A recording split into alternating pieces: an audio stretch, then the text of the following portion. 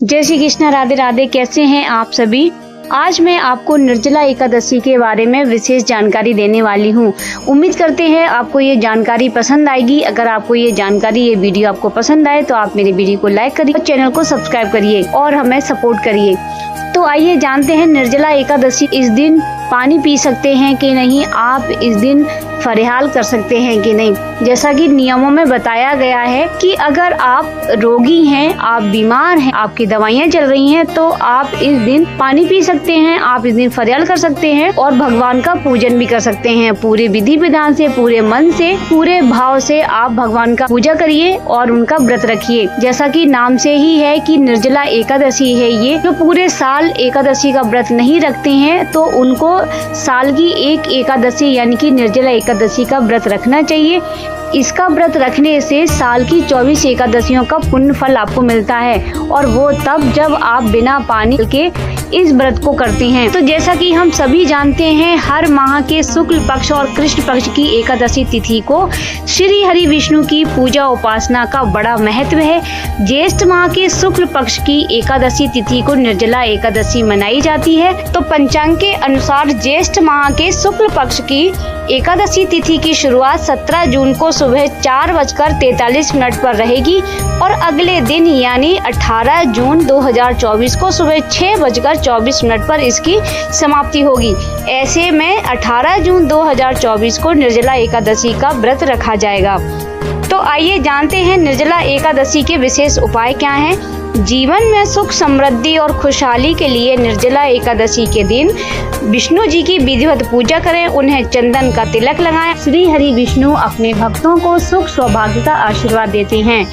तो इस एकादशी के दिन तुलसी के पौधे के पास घी का दीपक अवश्य ही जलाएं। तुलसी की 11 बार परिक्रमा करें। ओम नमो भगवते वासुदेव नमः मंत्र का जाप करें।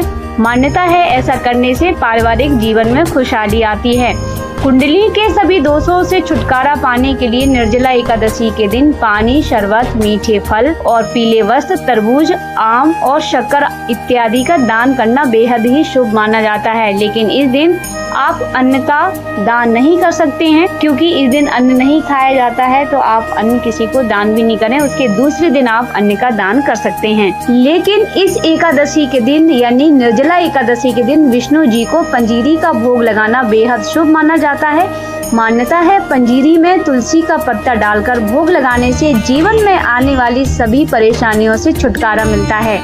इस शुभ दिन पर विष्णु जी के साथ माँ लक्ष्मी की भी विधि पूर्वक पूजा करें। साथ ही पूजा के दौरान ओम नमो भगवते वासुदेवाय नमः मंत्र का 108 बार जाप अवश्य ही करें। और इस एकादशी का पारण का समय है 19 जून को सुबह 5:24 से सुबह 7:28 तक। तो इस बात का ध्यान रखिएगा कि आप जल्दी से 5 और 7 बजे के बीच में पूजा स्नान ध्यान करके आप अपने व्रत का पारण कर सकते हैं। आइए सुनते हैं निर्जला एकादशी की व्रत कथा। तो महाबली भीम द्वारा निर्जला एकादशी का व्रत रखने से इसे भीमसेनी एकादशी के नाम से जाना जाता है। यह व्रत सभी एकादशियों में सबसे ज्यादा कठिन माना गया है, क्योंकि इस दिन बगैर पानी पिए व्रत रहने की परंपरा है। एक बार भीम ने वेद व्यास जी से कहा कि उनकी माता, सभी भाई एकादशी व्रत रखने का सुझाव देती हैं, लेकिन उनके लिए यह कहाँ संभव है कि वह पूजा पाठ कर सकें और भूखा रह सकें।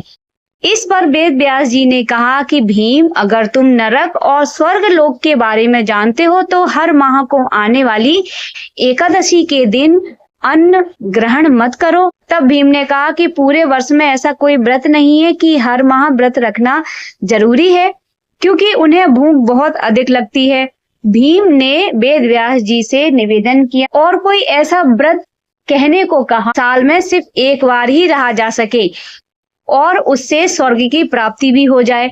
तब व्यास जी ने भीम को ज्येष्ठ माह के शुक्ल पक्ष की एकादशी के बारे में बताया। निर्जला एकादशी व्रत में अन्न व जल ग्रहण करने की मनाही होती है। द्वादशी को सूर्योदय के बाद स्नान करके ब्राह्मणों को दान देना चाहिए और भोजन कराना चाहिए, फिर स्वयं व्रत पारण करना चाहिए। इस व्रत को करने से व्यक्ति मृत्यु के बाद मोक्ष की प्राप्ति होती है। वेदव्यास जी की ऐसी बातों को सुनने के बाद में भीमसेन निर्जला एकादशी का व्रत करने के लिए राजी हो गए। उन्होंने निर्जला एकादशी व्रत किया। इसीलिए इसे भीमसेनी एकादशी या पांडव एकादशी के नाम से जाना जाता है। तो भक्तों, ये थी निर्जला एकादशी की व्रत कथा और उसके बारे में महत्वपूर्ण जानकारी। अगर आपको ये वीडियो पसंद आए तो आप मेरे वीडियो को लाइक करिए, चैनल को सब्सक्राइब करिए। तो इसी के साथ में वीडियो खत्म करते हैं, मिलते हैं अगले वीडियो में। तब तक के लिए जय श्री कृष्णा, राधे राधे, श्री हरिदास।